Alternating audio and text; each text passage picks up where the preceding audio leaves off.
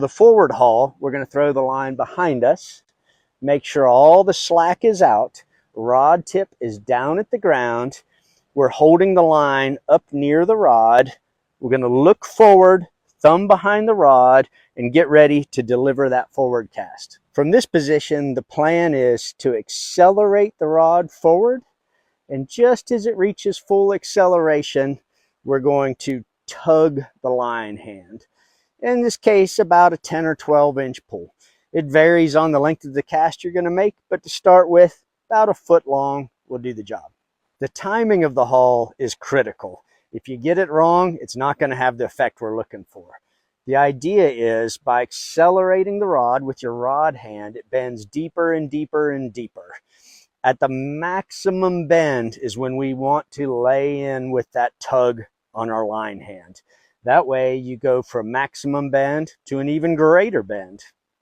If you rush it and the rod's only partially bend, your haul will cause the rod to bend more, but it's only going to get you to where you were heading anyway. It's just prematurely loaded and you're not getting the extra bend.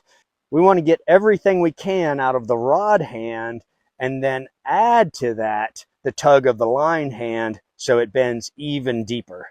So what this means is right at the peak of the acceleration at the end of the cast is when that haul starts to come on, causes the rod to bend even deeper than it would have otherwise. From this position, we're ready to give it a try. We still want to make a good cast with the rod hand, so think about what you're doing. Start with the slack out, rod tip down. We're going to look forward, but right at the peak of that bend, we're going to give that little tug with the line hand, and we'll see what happens. By giving that tug with the line hand, one problem you'll face is we've introduced some slack into the system here. We've got to figure out how to deal with that. The way we're going to deal with that is by returning our hand immediately after the tug and allowing the flying line through the air to pull that slack back out of the system.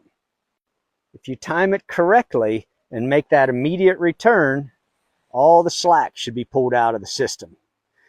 If you time it incorrectly, tug too early or too late, or don't make that immediate return, you'll end up with slack in the system.